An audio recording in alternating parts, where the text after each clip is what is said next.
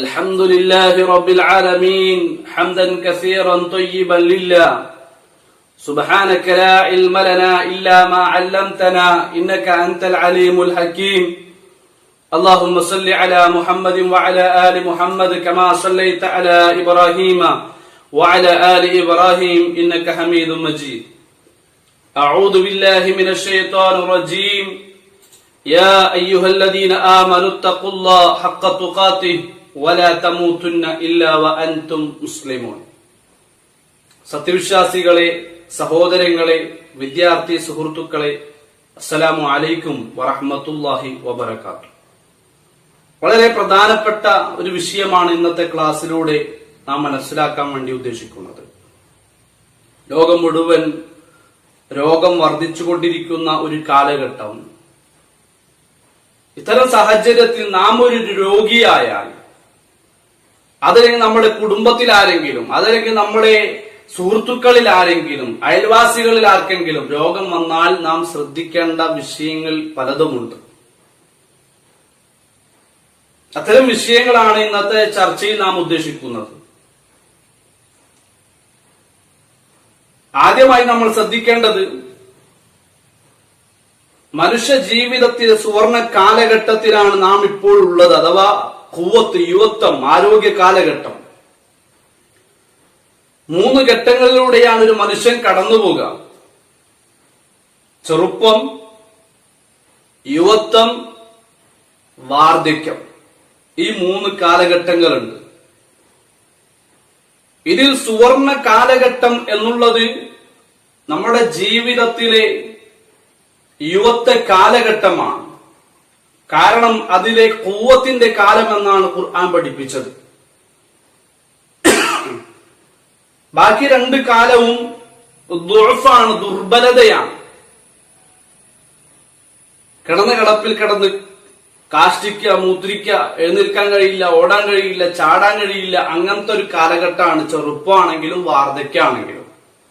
ഇതിൽ ഖുവത്തി എന്നുള്ളത് യുവത്വ കാലഘട്ടമാണ്, 2ാമത്തെ സ്റ്റേജ്. ഇത് റബ്ബ് നമ്മളെ പരീക്ഷിക്കാൻ വേണ്ടി നമുക്ക് അല്ലാഹു നൽകിയതാണ്. ആരോഗ്യം അല്ലാഹുവിന്റെ പരീക്ഷണമാണ്. റസൂൽ സല്ലല്ലാഹു അലൈഹി വസല്ലം പറഞ്ഞല്ലോ, 2 വിലപ്പെട്ട അനുഗ്രഹങ്ങൾ, ആ 2 അനുഗ്രഹങ്ങളുടെ വിഷയത്തിലും ഭൂരിഭാഗം മനുഷ്യന്മാരും അശ്രദ്ധയിലാണ്. അസ്ഹിഹത്തു വൽ ഫറാഗ്. ഒന്ന് ആരോഗ്യവും അതുപോലെ തന്നെ ഒഴിവു സമയവും.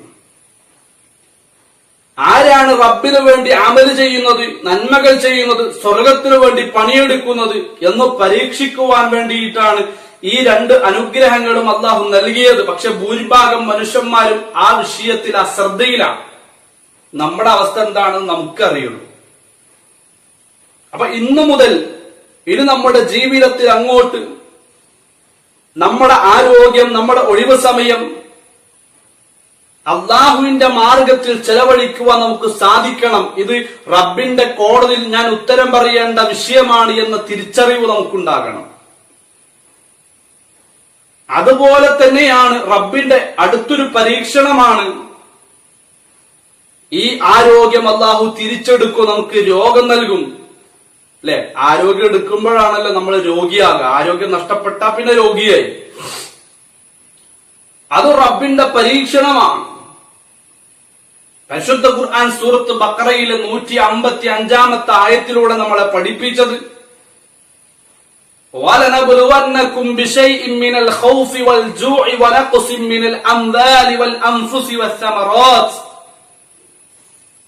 കുറച്ചൊക്കെ ഭയം, പട്ടിണി, ധനനഷ്ടം, ജീവനഷ്ടം, വിഭവനഷ്ടം എന്നിവ മുഖേന നിങ്ങളെ നാം പരീക്ഷിക്കുക തന്നെ ചെയ്യും.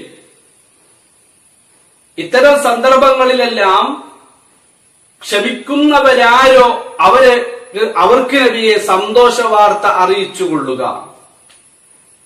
അപ്പൊ റബ്ബിന്റെ പരീക്ഷണങ്ങൾ എണ്ണുന്ന കൂട്ടത്തിൽ അല്ലാഹു സുബ്ഹാനഹു വ തആല എണ്ണിയതാണ് വൽ അൻഫുസ്, ശരീരം, ജീവനഷ്ടം. ആരോഗ്യം തിരിച്ചെടുത്തുകൊണ്ട് അല്ലാഹു സുബ്ഹാനഹു വ തആല നമ്മളെ പരീക്ഷിക്കും. ആ സമയത്തെല്ലാം ഇത് റബ്ബിന്റെ പരീക്ഷണമാണ് എന്ന തിരിച്ചറിവോടെ ക്ഷമിച്ചുകൊണ്ട് മുന്നോട്ട് പോകാൻ നമുക്ക് സാധിക്കണം. ദുഃഖിക്കുകയല്ല വേണ്ടത്, അതിന്റെ പേരിൽ സന്തോഷിക്കുവാൻ നമുക്ക് സാധിക്കണം. ഉമ്മു അലാ റളിയല്ലാഹു അൻഹ ഒരു ദിവസം രോഗിയായി. മഹദിയെ സന്ദർശിക്കുവാൻ പ്രവാചകൻ സല്ലല്ലാഹു അലൈഹി വസല്ലം വന്നു. ഉമ്മു അലാ റളിയല്ലാഹു അൻഹ നിവേദനം ചെയ്യുന്ന ഹദീസ് നമുക്ക് കാണാം. അദനി റസൂലുള്ളാഹി സല്ലല്ലാഹു അലൈഹി വസല്ലം വഅന മരീദ. ഞാൻ രോഗിയായപ്പോൾ എന്നെ സന്ദർശിക്കാൻ പ്രവാചകൻ സല്ലല്ലാഹു അലൈഹി വസല്ലം വന്നു. പ്രവാചകൻ എന്നെ സന്ദർശിച്ചിട്ട് റസൂൽ സല്ലല്ലാഹു അലൈഹി വസല്ലം എന്നോട് പറഞ്ഞതെന്താ?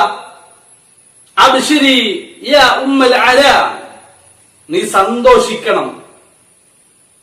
രോഗിയായിട്ട് കിടക്കുന്ന ആളെടുത്ത് സന്ദർശിച്ചിട്ട് പ്രവാചകൻ പറഞ്ഞ വാക്കെന്താ? നീ സന്തോഷിക്കണം, ദുഃഖിക്കുകയല്ല വേണ്ടത്. കാരണം എന്താ? എന്താണ് ഉമ്മു അലാ റളിയല്ലാഹു അൻഹയോട് സന്തോഷിക്കണമെന്ന് പറയാനുള്ള കാരണം? ഫഇന്ന മറദൽ മുസ്ലിം യുദ്ഹിബുല്ലാഹു ബിഹി ഖതായ കമാ തുദ്ഹിബുൻ നാറു ഖബസൽ ദഹബി വൽ ഫിദ്ദ. ആ അസുഖം, രോഗം അള്ളാഹു അവന് നൽകിയത് അത് അവനുള്ള ഒരു അനുഗ്രഹമാണ്, അനുഗ്രഹത്തിന്റെ ഭാഗമാണ്. കാരണം അതുമൂലം അള്ളാഹു സുബ്ഹാനഹു വ തആല അവനെ ബാധിച്ചിട്ടുള്ള അവന്റെ പാപങ്ങളെ, തിന്മകളെ അള്ളാഹു അതിലൂടെ കഴുകി അവനെ ശുദ്ധിയാക്കുകയാണ് റബ്ബിന്റെ ഉദ്ദേശം. ഏതുപോലെ സ്വർണക്കടയിൽ നമ്മൾ കൊണ്ടുപോയി ഒരു സ്വർണോ വെള്ളിയോ കൊടുത്തു കഴിഞ്ഞാൽ അവരെന്താ ആദ്യം ചെയ്യുക? അതൊന്ന് ഉരുക്കും തീയില്, അല്ലെ? ഉരുക്കിയിട്ട് മേശപ്പുറത്ത് 2 കൊട്ട. അപ്പൊ എന്തുണ്ടാവുക? അതിന്റെ ഉള്ളിലുള്ള എല്ലാ മ്ലേച്ഛതകളും എന്ത് ചെയ്യും? ആ മേശപ്പുറത്ത് ഇങ്ങനെ വീഴും. അതുപോലെ സ്വർണത്തെയും വെള്ളിയെയും തീ കൊണ്ട് ശുദ്ധമാക്കുന്നത് പോലെ ഒരു സത്യവിശ്വാസി, ഒരു മുസ്ലിമിനെ അള്ളാഹു ശുദ്ധമാക്കുകയാണ്. ഏതു മൂലം? രോഗം മൂലമെന്ന് റസൂലുള്ളാഹി സല്ലല്ലാഹു അലൈഹി വസല്ലം ഉമ്മു അലാ റളിയല്ലാഹു അൻഹയെ പഠിപ്പിക്കുകയാണ്. ഒരു ദിവസം പ്രവാചകൻ സല്ലല്ലാഹു അലൈഹി വസല്ലമക്ക് രോഗം ബാധിച്ചു.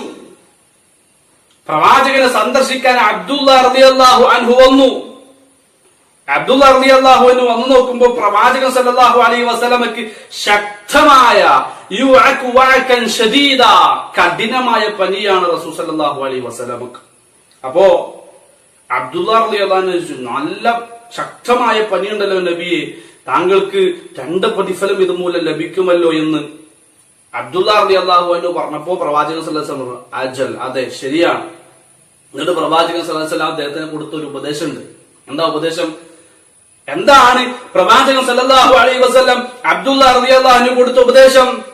മാ മിൻ മുസ്ലിമിൻ യുസീബുഹു അദൻ ഇല്ലാ ഹത്തല്ലാഹു അൻഹു ഖതായ കമാ തഹാതു വറഖു ഷജറ. മരത്തിൽ നിന്ന് ആ മരത്തിന്റെ ഇലകളിലെ ഏതെങ്കിലും ഇല കേടായാൽ അല്ലെങ്കിൽ പഴുപ്പ് കൂടിക്കഴിഞ്ഞാൽ ആ ഇല അടർന്നു വീഴുന്നത് പോലെ, മരത്തിന്റെ ചില്ലകളിൽ നിന്ന് ഇല അടർന്നു വീഴുന്നത് പോലെ രോഗം മൂലം ഒരു മനുഷ്യനെ ബാധിച്ച അഴുക്കുകളെ, അവനെ ബാധിച്ചിട്ടുള്ള പാപങ്ങൾ അല്ലാഹു കഴുകി അവനെ ശുദ്ധമാക്കുമെന്ന് റസൂലുള്ളാഹി സല്ലല്ലാഹു അലൈഹി വസല്ലം. അപ്പൊ ദുഃഖം വേണ്ട നമുക്ക്. എന്തെങ്കിലും പനി വന്നാൽ, തലവേദന വന്നാൽ, മറ്റുള്ള അസുഖങ്ങൾ വന്നാൽ, താങ്ങാൻ കഴിയുന്നതും താങ്ങാൻ കഴിയാത്തതുമായ പ്രയാസങ്ങൾ വന്നാലും അതൊക്കെ സന്തോഷിക്കാം. അത് റബ്ബ് എന്നെ അനുഗ്രഹിച്ചു, അതിന്റെ ഭാഗമാണ്, അല്ലെ? അത്ര ആൾക്കാർ ചോദിക്കാറുണ്ട്, എന്താ റബ്ബ് എന്നെ ഇങ്ങനെ ആക്കിയത്, എപ്പോഴും അസുഖമാണല്ലോ, അങ്ങനെ ചോദിക്കുന്ന ആൾക്കാരുണ്ട്, അല്ലെ? റബ്ബിന് എന്നെ ഇഷ്ടല്ലേ, അങ്ങനെയൊക്കെ ചോദിക്കുന്ന ആൾക്കാരുണ്ട്, അല്ലെ? ഇത് റബ്ബിന് നമ്മൾ ഇഷ്ടേ, അതിന്റെ ഭാഗമാണ്. നമ്മുടെ പാപങ്ങൾ പൊറുക്കപ്പെടണം. പ്രവാചകൻ സല്ലല്ലാഹു അലൈഹി വസല്ലം പറഞ്ഞല്ലോ, മാ യുസീബുൽ മുഅ്മിന, ഒരു സത്യവിശ്വാസിയെ ബാധിക്കുന്നില്ല, ഒരു മുള്ളു തറയ്ക്കുന്നത് പോലും അവനെ ബാധിക്കുന്നില്ല. അതിന്റെ പേരിൽ ഇല്ലാ റഫഅഹുല്ലാഹു ബിഹാ ദറജ ഔ ഖത്ത അൻഹു ബിഹാ ഖതായ. ഒരു കാലിൽ ഒരു മുള്ളു തറച്ച് ക്ഷമിച്ചു, അതിന്റെ പേരിൽ എന്ത് ചെയ്തു? അവന്റെ സ്വർഗത്തിൽ ഒരു ദർജ റബ്ബ് സുബ്ഹാനഹു വ തആല ഉയർത്തിക്കൊടുത്തു. അവരെ ബാധിച്ചിട്ടുള്ള തിന്മകൾ, പാപം അല്ലാഹു സുബ്ഹാനഹു വ തആല അതിന്റെ പേരിൽ പുറത്തു കൊടുത്തു എന്ന് മുഹമ്മദ് മുസ്തഫ സല്ലല്ലാഹു അലൈഹി വസല്ലം കാലിൽ ഒരു മുള്ളു തറച്ചാൽ പോലും അത് പുണ്യമാണ് എന്ന് പഠിപ്പിച്ച മതത്തിന്റെ അനുയായികളാണ് നമ്മളൊക്കെ. പിന്നെ എന്തിനാ നമ്മൾ വിഷമിക്കുന്നത് കൂട്ടരെ? അതുകൊണ്ട് നമ്മൾ ക്ഷമിക്കുക. ആദ്യം നമ്മുടെ ജീവിതത്തിൽ രോഗം ബാധിച്ചു കഴിഞ്ഞാൽ പല കടമകളുണ്ട്. ഒന്നാമത്തെ കടമ എന്നുള്ളത് ക്ഷമിക്കുക എന്നുള്ളതാണ്, അനിവാര്യമാണ്. പ്രവാചകൻ സല്ലല്ലാഹു അലൈഹി വസല്ലം പറഞ്ഞല്ലോ, അജബൻ ലി അംറിൽ മുഅ്മിൻ, ഒരു സത്യവിശ്വാസിയുടെ ജീവിതം അത് വളരെയധികം അത്ഭുതകരമാണ്, ആശ്ചര്യകരമാണ്. എന്തേ പ്രവാചകൻ സല്ലല്ലാഹു അലൈഹി വസല്ലം അങ്ങനെ പറയാനുള്ള കാരണം? ഇന്ന അംറഹു കുല്ലഹു ഖൈർ, അവന്റെ ജീവിതത്തിൽ എന്തവനെ ബാധിച്ചാലും അത് മുഴുവൻ അവന് ഖൈറാണ്. അവന് രോഗം ബാധിച്ചാലും ഖൈറ്, അതുപോലെ തന്നെ രോഗം ബാധിച്ചിട്ടില്ല എങ്കിലും അവന് ഖൈറ്. എന്ത് സന്തോഷമുണ്ടായാലും ദുഃഖമുണ്ടായാലും ഒക്കെ അവന് ഖൈറാണ് എന്ന് റസൂലുള്ളാഹി സ്വല്ലല്ലാഹു അലൈഹി വസല്ലം. എന്നിട്ട് പ്രവാചകൻ പറഞ്ഞു, വലൈസ ദാക ലിഅഹദിൻ ഇല്ലാ ലിൽ മുഅ്മിൻ, ഇതൊരു സത്യവിശ്വാസിക്കല്ലാതെ വേറൊരാൾക്കും ഇത് ഉണ്ടാവുകയില്ല എന്ന് പ്രവാചകൻ സല്ലല്ലാഹു അലൈഹി വസല്ലം. എന്ത് പ്രവാചകൻ അങ്ങനെ പറയാനുള്ള കാരണം? ഒരു സത്യവിശ്വാസിക്ക് അവന് സന്തോഷമുണ്ടായാലും ഖൈറാണ്, ദുഃഖമുണ്ടായാലും ഖൈറാണ്. എന്നങ്ങനെ പറയാനുള്ള കാരണം? ഇൻ അസാബത്തുഹു സറാഉ ശകറ, അവന്റെ ജീവിതത്തിൽ എന്തെങ്കിലും സന്തോഷം ഉണ്ടായിക്കഴിഞ്ഞാൽ അൽഹംദുലില്ലാഹ് എന്ന് പറഞ്ഞ് അവൻ റബ്ബിനെ സ്തുതിക്കും, റബ്ബിനെന്ത് ചെയ്യും? നന്ദി കാണിക്കും. കൂടുതൽ നന്മകൾ അവന്റെ ജീവിതത്തിൽ ഉണ്ടാകും, കൂടുതൽ പരമാവധി അള്ളാഹുവിലേക്ക് അവൻ അടുക്കും. ആ സന്തോഷം മൂലം ഫകാന ഖൈറൻ ലഹു, അപ്പോൾ എന്ത് ചെയ്തു? അവൻ അള്ളാഹു കൊടുത്ത ആ സന്തോഷം അവന് ഖൈറായി മാറി. എന്തെങ്കിലും റബ്ബ് ഒരുപാട് സുഖങ്ങളും സന്തോഷങ്ങളും സൗകര്യങ്ങളും സമ്പത്തും വീടും നല്ല ഇണകളും കുടുംബവും മക്കളും സന്താനങ്ങളൊക്കെ നമ്മുടെ ജീവിതത്തിൽ ഒരുപാട് അനുഗ്രഹങ്ങൾ അള്ളാഹു തരുമല്ലോ. ആ അനുഗ്രഹങ്ങൾ തരുംതോറും വർദ്ധിക്കും തോറും റബ്ബിനോടുള്ള ശുക്ർ അവന്റെ ജീവിതത്തിൽ വർദ്ധിച്ചുകൊണ്ടേയിരിക്കും. വൈൻ അസാബത്തുഹു ളർറാ, എന്തെങ്കിലും ഒരു മുസീബത്തു ലറ, എന്തെങ്കിലും ഒരു വിഷമം അവന്റെ ജീവിതത്തിൽ ബാധിച്ചാലോ സബറ, അവൻ ക്ഷമിക്കും. ഇത് റബ്ബിനെ പരീക്ഷിക്കാൻ വേണ്ടിയിട്ട് അള്ളാഹു എനിക്ക് നൽകിയതാണ് എന്ന ബോധത്താൽ സബറ, അവൻ ക്ഷമിച്ചാൽ ഫകാന ഖൈറൻ ലഹു, അതും അവന് ഖൈറാണ് എന്ന് റസൂലുള്ളാഹി സ്വല്ലല്ലാഹു അലൈഹി വസല്ലം. അപ്പൊ നമ്മള് രോഗിയായാൽ ഒന്നാമത്തെ ബാധ്യത എന്താ? ക്ഷമിക്കുക എന്നുള്ളതാണ്. രണ്ടാമത്തെ നമ്മുടെ കടമ പ്രാർത്ഥന വർദ്ധിപ്പിക്കുക. കാരണം ഇത് റബ്ബ് നൽകിയതാണ്. അപ്പൊ റബ്ബ് വിചാരിക്കണം ഇത് നീങ്ങണമെങ്കിൽ, റബ്ബ് വിചാരിക്കണം ഇത് നീങ്ങണമെങ്കിൽ. അപ്പോൾ ആ ഒരു രോഗം മൂലം നമ്മൾ പ്രയാസപ്പെടുന്നുണ്ട് എങ്കിൽ, അത് നീക്കിക്കിട്ടുവാൻ നമ്മൾ ആഗ്രഹിക്കുന്നുണ്ട് എങ്കിൽ റബ്ബിനോട് നമ്മൾ പ്രാർത്ഥിക്കാം. മഹാനായ അയ്യൂബ് നബി അലൈഹിസ്സലാത്തു വസ്സലാം അതിന് വലിയൊരു ഉദാഹരണമാണ്. ജീവിതത്തിൽ അറിഞ്ഞിരിക്കേണ്ട വലിയ ചരിത്രമാണ് അയ്യൂബ് നബി അലൈഹിസ്സലാത്തു വസ്സലാമയുടെ ചരിത്രം. അദ്ദേഹത്തിന്റെ ശരീരത്തിൽ നിറയെ വ്രണങ്ങൾ നൽകി അള്ളാഹു പരീക്ഷിച്ചു അയ്യൂബ് നബി അലൈഹിസ്സലാത്തു വസ്സലാമയെ. ശരീരം മുഴുവൻ അസുഖം നൽകി പരീക്ഷിച്ച ആ സാഹചര്യത്തിൽ അദ്ദേഹം റബ്ബിനോട് പ്രാർത്ഥിച്ചുകൊണ്ടേയിരുന്ന സന്ദർഭം ഖുർആൻ പറയാ, വഅയ്യൂബ ഇദ് നാദാ റബ്ബഹു അന്നി മസ്സനിയ ദുർർ വഅൻത അർഹമുർ റാഹിമീൻ. അന്നി മസ്സനിയ ദുർർ വഅൻത അർഹമുർ റാഹിമീൻ. ഖുർആൻ പറയാ, അയ്യൂബ് നബി അലൈഹിസ്സലാത്തു വസ്സലാമയുടെ ജീവിതത്തിൽ നിങ്ങൾക്ക് വലിയ പാടുണ്ട്. സൂറത്ത് അംബിയായിലെ 83-ാമത്തെ ആയത്ത് നിങ്ങൾ പഠിക്കേണ്ട ഒരു ചരിത്രമാണ് അയ്യൂബ് നബി അലൈഹിസ്സലാത്തു വസ്സലാമയുടെ ചരിത്രം. ഇൻഷാ അല്ലാഹ് അതൊരു വിഷയം തന്നെയായിട്ട് നമുക്ക് പഠിക്കാനുണ്ട് അയ്യൂബ് നബിയുടെ ജീവിതം. അതിനുള്ള സാഹചര്യമല്ലല്ലോ ഇപ്പോൾ ഉള്ളത്. ഞാൻ ചെറിയൊരു ഭാഗം മാത്രം സൂചിപ്പിക്കാനുള്ളത്. അദ്ദേഹം റബ്ബിനോട് എപ്പോഴും പ്രാർത്ഥിച്ചുകൊണ്ടേയിരുന്നു. അദ്ദേഹത്തിന് ദുർറ് ബാധിച്ചപ്പോൾ, റബ്ബേ ഈ അയ്യൂബിനോട് നീ കരുണ കാണിക്കണേ, കരുണ കാണിക്കുന്നവൻ നീയാണല്ലോ എന്ന് പറഞ്ഞ് എപ്പോഴും അയ്യൂബ് നബി അലൈഹിസ്സലാത്തു വസ്സലാം റബ്ബിനോട് പ്രാർത്ഥിച്ചുകൊണ്ടേയിരുന്നു. അദ്ദേഹത്തിന്റെ പ്രാർത്ഥന അള്ളാഹു സ്വീകരിച്ചു. അദ്ദേഹത്തിന് റബ്ബ് സുബ്ഹാനഹു വ തആല ഒരുപാട് സുഖങ്ങളും സൗകര്യങ്ങളും സൗഭാഗ്യങ്ങളും ഒക്കെ തിരിച്ചു കൊടുത്തു, അല്ലെ? അഥവാ അദ്ദേഹത്തിന്റെ ജീവിതത്തില് അദ്ദേഹത്തിന് ഒരുപാട് സുഖങ്ങളും സൗകര്യങ്ങളും ഒക്കെ ഉള്ള വലിയൊരു സമ്പന്നനായിരുന്നു ആര്?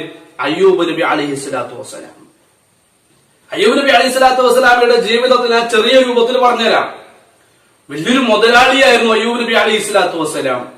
ഒരു താഴ്വാര നിറയെ പശുക്കളും മറ്റൊരു താഴ്വാര നിറയെ ആടുകളും നൽകി അള്ളാഹു പരീക്ഷിച്ചൊരു അനുഗ്രഹിച്ചൊരു കാലഘട്ടം അദ്ദേഹത്തിന്റെ ജീവിതത്തിൽ കഴിഞ്ഞു പോയിട്ടുണ്ട്. 1000 തൊഴിലാളികളുടെ മുതലാളിയായിരുന്നു അയ്യൂബ് നബി അലൈഹി സ്വലാത്തു വസ്സലാം. ഒരുപാട് സന്താനങ്ങൾ അദ്ദേഹത്തിന് അള്ളാഹു നൽകിയിരുന്നു, സമ്മാനിച്ചിരുന്നു. അങ്ങനെ ഒരു സുവർണ കാലഘട്ടം ഉണ്ടായിരുന്നു ആരുടെ ജീവിതത്തിൽ?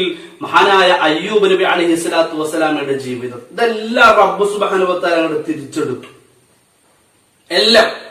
എല്ലാം നഷ്ടപ്പെട്ടു. മക്കളെ നഷ്ടപ്പെട്ടു.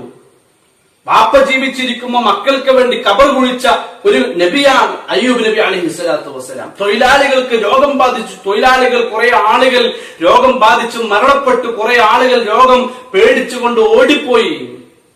അദ്ദേഹത്തിന്റെ പശുക്കളെയും ആടുകളെയും എല്ലാം കൊള്ളക്കാര് കൊണ്ടുപോയി. അങ്ങനെ എല്ലാം നഷ്ടപ്പെട്ട് ഇരിക്കുന്ന സാഹചര്യത്തിലാ. എന്ത് നഷ്ടപ്പെട്ടാൽ എന്താ, ഒക്കെ തിരിച്ചെടുക്കാലോ, ആരോഗ്യം ഉണ്ടല്ലോ എന്നൊക്കെ വിചാരിച്ചിരിക്കുമ്പോഴാണ് അദ്ദേഹത്തിന്റെ ശരീരത്തിന് വ്രണങ്ങൾ നൽകി അള്ളാഹു പരീക്ഷിച്ചത്. അപ്പോഴാണ് പ്രാർത്ഥന.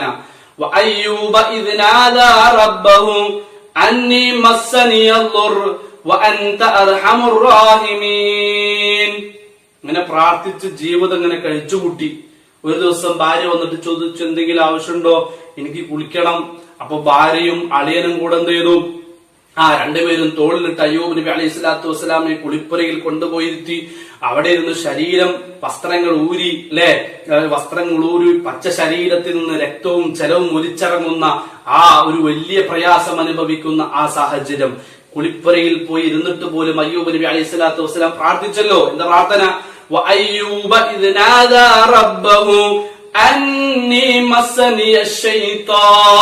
റബ്ബേ, എന്നെ പിശാച് സ്പർശിച്ചുപോയി, കരുണ കാണിക്ക അല്ലാ എന്ന് അയ്യൂബ് നബി അലൈഹി സ്വലാത്തു വസ്സലാം പ്രാർത്ഥിച്ചു.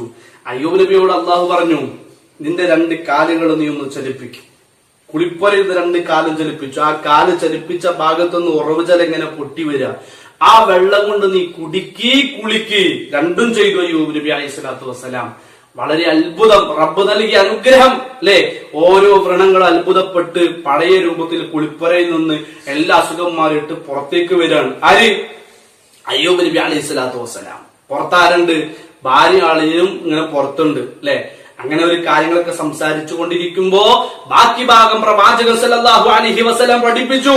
ബൈന അയ്യൂബ് നബി സല്ലല്ലാഹു അലൈഹി വസല്ലം അവർക്കിടയിൽ നിൽക്കാണ്. ആർക്കിടയിൽ? ഭാര്യയുണ്ട്, അളിയനുണ്ട്. അവർക്കിടയിൽ നിന്നുകൊണ്ട് സംസാരിക്കുന്ന സാഹചര്യത്തിൽ ആകാശത്തു നിന്ന് ഒരുപാട് വെട്ടുകിളികൾ എന്ത് ചെയ്തു? പ്രവാചകൻ സല്ലല്ലാഹു അലൈഹി വസല്ലം ഇറക്കി കൊടുത്തു. എങ്ങനെയുള്ള? സ്വർണം കൊണ്ടുള്ള, വെള്ളികളെ കൊണ്ടുള്ള ഒരുപാട് വെട്ടുകിളികളെ അള്ളാഹു ഇറക്കി കൊടുത്തിട്ട് റബ്ബ് സുബ്ഹാനഹു വ തആല വിളിച്ചു ചോദിച്ചു, അയ്യൂബേ, നിനക്ക് മതിയായോ? നിനക്ക് പണ്ട് തന്നതിനേക്കാളൊക്കെ ഇരട്ടി ഇതാ കിടക്കണ്.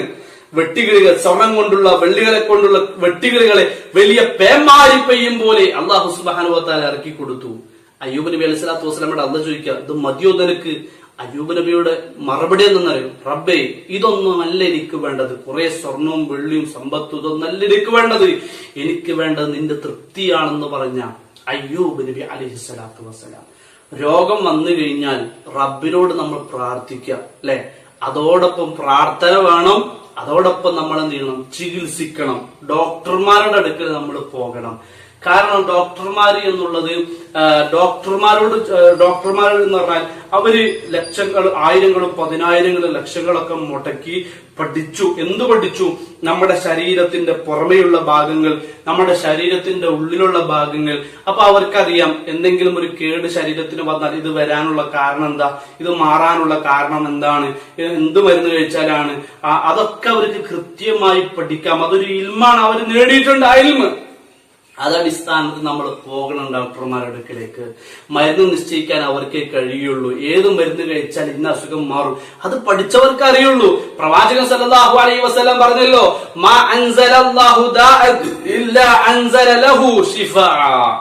ഒരു രോഗം അല്ലാഹു സുബ്ഹാനഹു വ തആല നിശ്ചയിച്ചിട്ടുണ്ട് എങ്കിൽ ആ രോഗത്തിനൊരു ശമനവുമില്ല.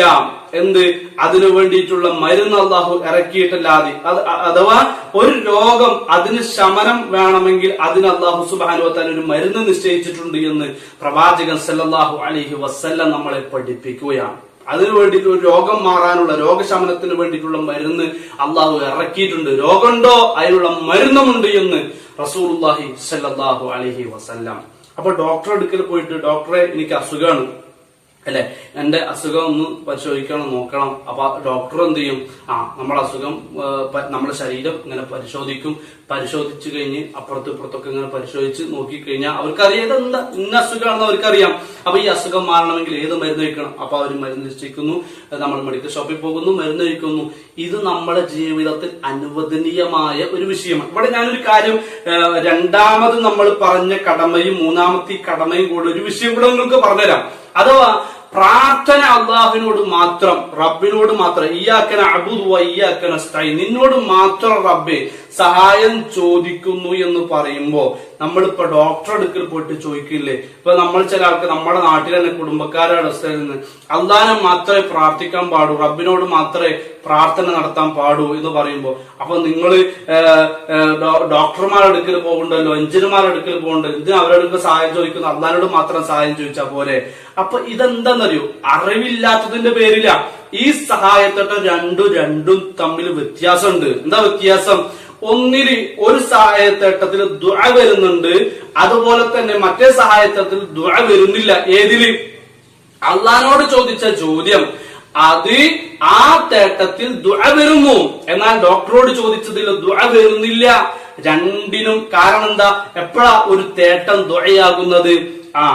അദർശമായ മാർഗത്തിൽ സമർപ്പിച്ച് അദർശമായ മാർഗത്തിൽ കൈകാര്യം ചെയ്യപ്പെടുന്ന തേട്ടം, അതിനെയാണ് നമ്മൾ എന്ത് പറയാ?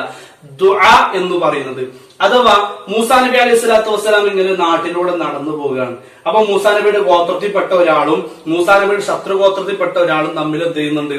അവർ തമ്മിൽ തല്ല് കൂടുന്നുണ്ട്. അവസാനം മൂസാ നബിയുടെ ഗോത്രത്തിൽപ്പെട്ട ആളും മൂസാ നബിയെ കണ്ട ഉടനെ മൂസാ നബി വിളിക്കും, മൂസാ ഞാൻ അപകടത്തിന് ഓടിവ, എന്നെ രക്ഷിക്കണം. അങ്ങനെ മൂസാ നബി ഓടി വന്നു. ഖുർആൻ പറയാ മൂസാ നബി അലൈഹി സ്വലാത്തു വസ്സലാം കൈ ചുരുട്ടി പിടിച്ചൊരു ഒറ്റ ഇടി.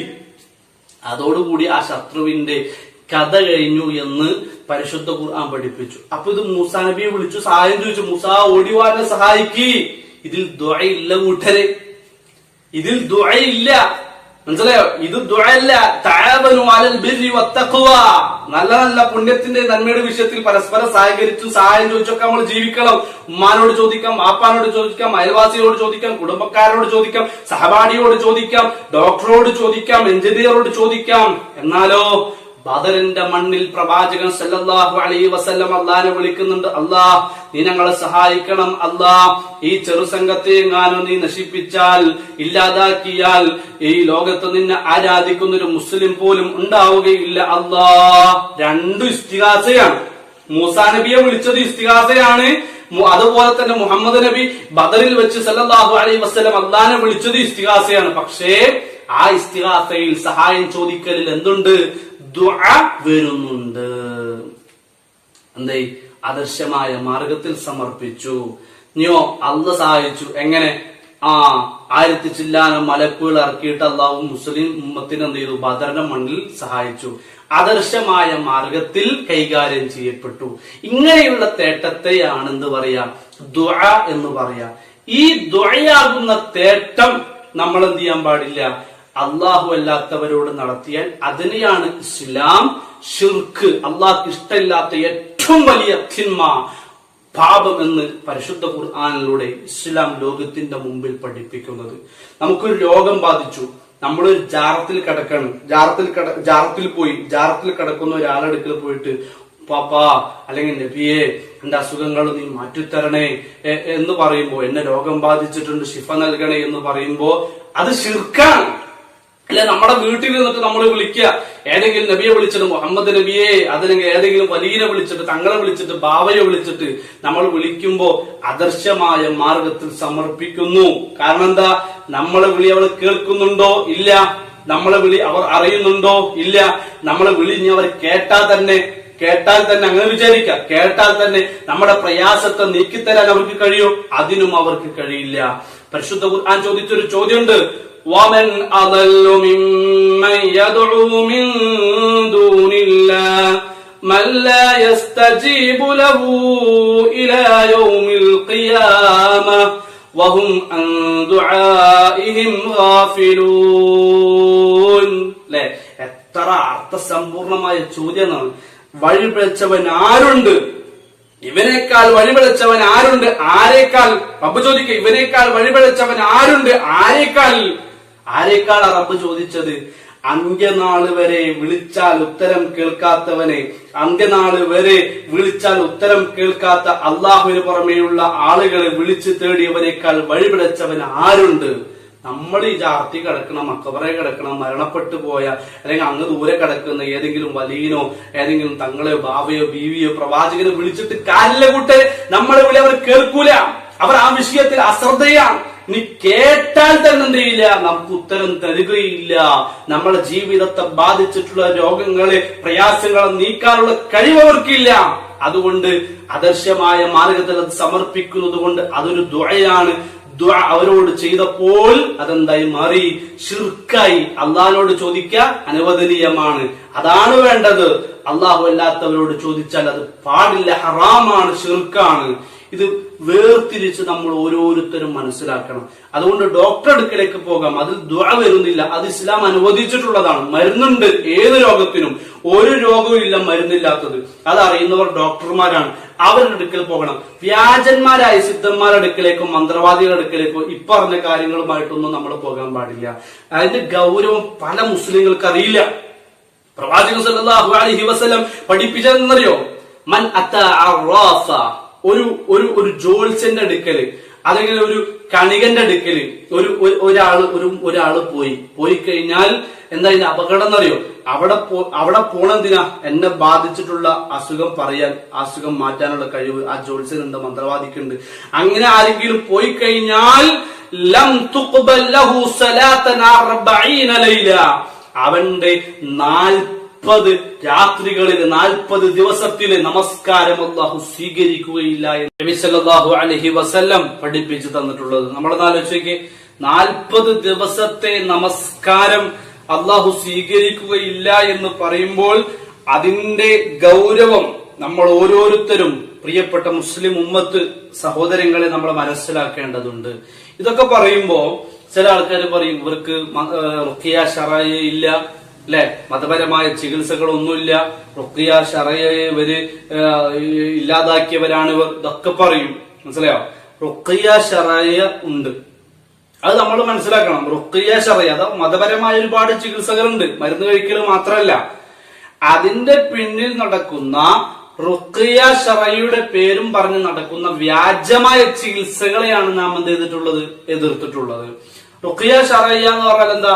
അനുവദനീയമായ ചികിത്സകൾ സൂറത്തുൽ ഫലഖ്, സൂറത്തുൽ നാസ്, സൂറത്ത് ഇഖ്ലാസ്, ആയത്തുൽ ഖുർസി, ഇതുപോലെയുള്ള സൂറത്തുകൾ, അധ്യായങ്ങളും ആയത്തുകളും പ്രാർത്ഥനകളും ഒക്കെ ഊതി ശരീരത്തിൽ തടവുക എന്നുള്ളത് ഇസ്ലാം പഠിപ്പിച്ച മതപരമായ ചികിത്സയാണ്. നബി സല്ലല്ലാഹു അലൈഹി വസല്ലം അദ്ദേഹത്തിന് അവസാന സമയങ്ങളിൽ റുഖിയ ശറഇയ്യ തന്റെ ഭാര്യ നടത്തി കൊടുത്തിട്ടുണ്ട്, മതപരമായ ചികിത്സകൾ നടത്തി കൊടുത്തിട്ടുണ്ട്. പ്രവാചകൻ സല്ലല്ലാഹു അലൈഹി വസല്ലമയ്ക്ക് സ്വന്തം ചെയ്യാൻ കഴിയുന്നില്ല, അപ്പൊ തന്റെ ഭാര്യ ചെയ്തു കൊടുത്തു. ഇതുപോലെ നമുക്ക് ചെയ്യാൻ കഴിയുമെങ്കിൽ നാം ചെയ്യാം. അതല്ല നമുക്ക് ചെയ്യാൻ കഴിയില്ലെങ്കിലോ നമ്മുടെ മക്കള്, മാതാപിതാക്കള്, അങ്ങനെ ഒരുപാട് ആളുകളുണ്ടല്ലോ. ഫലഖുൻ നാസും ഇഖ്ലാസും ഫാത്തിഹയും ഓതാറിയാത്തവരല്ലല്ലോ നമ്മള്. ആയത്തുൽ കുർസി ഒക്കെ നമുക്ക് ഓതാറിയാം. ആ രൂപത്തിലുള്ള അധ്യായങ്ങളും സൂറത്തുകളും ഓതി പാരായണം ചെയ്ത് ശരീരത്തിൽ ഊതി തടവ, അത് മതപരമായ ചികിത്സയാണ്. ഇത് നമുക്ക് അനുവദനീയമാണ്. ഇതിന്റെ പിന്നിൽ നടക്കുന്ന, ഇതിന്റെ പേരും പറഞ്ഞ് പ്രത്യേകമായ മന്ത്രവാദികളും ജ്യോത്സ്യന്മാരും ഒക്കെ എന്ത് ചെയ്യുക, ഒരു പ്രത്യേകമായ സ്ഥലത്ത് ഞങ്ങൾക്ക് ഇന്ന കഴിവുകളൊക്കെ ഉണ്ടെന്ന് പറഞ്ഞ് പ്രഖ്യാപിച്ച് ഇരിക്കുന്ന വ്യാജ സിദ്ധന്മാരെയാണ് നമ്മൾ എന്ത് ചെയ്യുന്നത്? നമ്മൾ എതിർക്കുന്നത്. മതപരമായ ചികിത്സയുണ്ട്, അത് റുഖിയ ശറഇയ്യ, അതാണ് നമ്മൾ പറയുന്നത്. സ്വന്തം കഴിയുമെങ്കിൽ ഓതി തടവാം. അതല്ല, ഇനി നമ്മുടെ കുടുംബത്തിൽ മറ്റുള്ളവർക്ക് അറിയെങ്കിൽ അവരെ കൊണ്ട് ഊതി തടയിപ്പിക്കുക. ഈ രൂപത്തിലുള്ള ചികിത്സകൾക്കാണ് എന്ത് പറയാ, മതപരമായ ചികിത്സ. അത് നമുക്ക് ചെയ്യാവുന്നതാണ്. ഇൻഷാ അല്ലാഹ് ഞാൻ അവസാനിപ്പിക്കുമ്പോ എനിക്ക് അവസാനമായിട്ട് നിങ്ങളോട് ഒരു കാര്യം കൂടെ എനിക്ക് സൂചിപ്പിക്കാനുള്ളത്, അഥവാ ഇത് ഇത്രയും വിഷയങ്ങൾ ഞാൻ പറഞ്ഞത് രോഗം നമ്മളെ ബാധിച്ചു കഴിഞ്ഞാലുള്ള വിഷയങ്ങളാണ്. ഇതുപോലെ തന്നെ മറ്റുള്ളവർക്കും രോഗം ബാധിക്കും. ഇതുപോലെ തന്നെ മറ്റുള്ളവർക്ക് രോഗം വന്നാൽ, നമ്മൾ അയൽവാസി, കൂട്ടുകാരൻ, കുടുംബക്കാരൻ ആർക്കെങ്കിലും രോഗം വന്നു കഴിഞ്ഞാൽ നമുക്ക് അതുമായി ബന്ധപ്പെട്ട് നമുക്ക് ബാധ്യതകളുണ്ട്. എന്തൊക്കെയാ? അവനെ സന്ദർശിക്കുക. നബി സല്ലല്ലാഹു അലൈഹി വസല്ലം പറഞ്ഞിട്ടുണ്ട്, അതൊരു സത്യവിശ്വാസിയുടെ കടമയിൽപ്പെട്ടതാണ്. രോഗം ബാധിച്ചവനെ സന്ദർശിക്കുക, അവന് സന്തോഷമുണ്ടാക്കുന്ന, സമാധാനമുണ്ടാക്കുന്ന കാര്യങ്ങൾ പറഞ്ഞു കൊടുക്കാം. അല്ലെ, നമ്മള് പൈസ കൊടുത്തിട്ടില്ലെങ്കിലും ഭക്ഷണം കൊടുത്തിട്ടില്ലെങ്കിലും എന്റെ വീട്ടിൽ നിന്ന് നിനക്ക് ഭക്ഷണം വേണോ എന്ന് ചോദിക്കുക എന്ന ആ ചോദ്യം ഉണ്ടല്ലോ, നിനക്ക് മരുന്ന് വാങ്ങാൻ പൈസയുണ്ടോ എന്ന ചോദ്യമുണ്ടല്ലോ, അതൊരു രോഗിയുടെ മനസ്സിനുണ്ടാക്കുന്ന വല്ലാത്തൊരു സന്തോഷമാണ്. നമ്മൾ പൈസ ഒന്നും കൊടുക്കേണ്ടതില്ല, അത് കൊടുത്തതുപോലെ തന്നെ അവന് സന്തോഷം ഉണ്ടാക്കുന്ന കാര്യം. അപ്പോ ആ രൂപത്തിൽ ഒരു രോഗിക്ക് സന്തോഷം ഉണ്ടാക്കുന്ന സമാധാനത്തിന്റെ വർത്തമാനങ്ങൾ നമ്മൾ പേടിപ്പിക്കല്ല, വിഷമിപ്പിക്കല്ല വേണ്ടത്. സമാധാനം, ക്ഷമിക്കുക, അങ്ങനെ നല്ല ഇസ്ലാമികപരമായ കാര്യങ്ങൾ പറഞ്ഞു കൊടുക്കുക, പ്രാർത്ഥിക്കാം. അല്ലെ, ആ നമുക്ക് അറിയുന്ന അല്ലാഹുമ്മ അൻത ഷാഫി ലാ ശിഫാഉക ശിഫാൻ എന്ന ആ ഒരു പ്രാർത്ഥന, രോഗിയെ സന്ദർശിക്കുമ്പോൾ ഉള്ള പ്രാർത്ഥന നമ്മൾ എന്ത് ചെയ്യാം? ഇൻഷാ അല്ലാഹ് അത് പഠിക്കാൻ ആഗ്രഹിക്കുന്നവർക്ക് വേണ്ടി ഞാൻ എന്ത് ചെയ്യാം? സ്ക്രീനിൽ കൊടുക്കാം. നിങ്ങളത് പഠിച്ച് നിങ്ങൾ എന്ത് ചെയ്യണം? അത് മറ്റുള്ളവരിലേക്ക് പകർന്നു കൊടുക്കണം. നിങ്ങളും നിങ്ങളുടെ ജീവിതത്തിൽ പകർത്തണം. അല്ലാഹു സുബ്ഹാനഹു വ തആല തൗഫീഖ് നൽകട്ടെ. ഈ രൂപത്തിലുള്ള ബാധ്യതകളും കടമകളും നമ്മൾ പാലിക്കണം. അവസാനമായ ഒരു കാര്യം കൂടെ പറയാനുള്ളത്, രോഗം ബാധിച്ചു കഴിഞ്ഞാൽ പലപ്പോഴും പല ആളുകളുടെയും ജീവിതത്തിൽ നമ്മൾ കാണാറുള്ള ഒരു കാര്യമാണ്, ഇബാദത്തൊന്നും ഉണ്ടാവില്ല, നിസ്കരിക്കൂല, എന്ത് പനിയാ. മനസ്സിലായോ? ഈ രൂപത്തിൽ ഇബാദത്തുകൾ ഒഴിവാക്കാറുണ്ട്. എന്നാൽ നബി സല്ലല്ലാഹു അലൈഹി വസല്ലം പഠിപ്പിച്ചെന്നറിയോ, ഇദാ മറലൽ അബ്ദു ഔ സാഫറ കുതിബ ലഹു മിസ്ലു മാ കാന യഅമലു മുഖീമൻ സ്വഹീഹാ. ഒരാൾക്ക് രോഗം ബാധിച്ചു, ഒരാള് രോഗിയായി, ഈ അവസ്ഥയിൽ ആണെങ്കിൽ പോലും ആരോഗ്യമുള്ളവർ എന്തെല്ലാം നിർബന്ധമുണ്ടോ അതൊക്കെ ഇവർക്കും നിർബന്ധ. ആരോഗ്യമുള്ള ഒരാൾക്ക് നിർബന്ധമുള്ള എല്ലാ വിഷയങ്ങളും ഒരു രോഗിക്കും നിർബന്ധ, ഒരു യാത്രക്കാരനും നിർബന്ധ. പിന്നെ അവിടെ എന്തുണ്ട്? ഇളവുകളുണ്ട് എന്ന് മാത്രം. മനസ്സിലായോ? നിൽക്കാൻ കഴിയാത്തവൻ ഇരിക്കണം, ഇരിക്കാൻ കഴിയാത്തവൻ കിടക്കണം. അതുപോലെ തന്നെ യാത്രക്കാരനാണെങ്കിൽ എന്ത് ചെയ്യണം? 4 2 നിസ്കരിക്കാം, ജമ്മാക്കി നിസ്കരിക്കാം, കസറാക്കി നിസ്കരിക്കാം. അപ്പൊ ഇങ്ങനെയുള്ള അളവുകളൊക്കെ ഉണ്ട്. പക്ഷെ എന്ത് ചെയ്യാൻ പാടില്ല? അമലുകൾ ഒഴിവാക്കാൻ പാടില്ല. ഇതൊക്കെ നമ്മൾ ജീവിതത്തിൽ അറിഞ്ഞിരിക്കണം. അല്ലാഹു തൗഫീഖ് നൽകട്ടെ. ജീവിതത്തിൽ പകർത്തുക. നാം അനുഭവിക്കുന്ന എല്ലാവിധ പ്രതിസന്ധികളിൽ നിന്നും അല്ലാഹു നമ്മളെ കാത്തുരക്ഷിക്കട്ടെ. അഖൂലു ഖൗലി ഹാദാ വസ്തഗ്ഫിറുല്ലാഹ ലി വലക്കും വസ്തഗ്ഫിറൂ ഇന്നഹു ഹുവൽ ഗഫൂറുർ റഹീം. അസ്സലാമു അലൈക്കും വറഹ്മത്തുള്ളാഹി വബറകാതുഹു.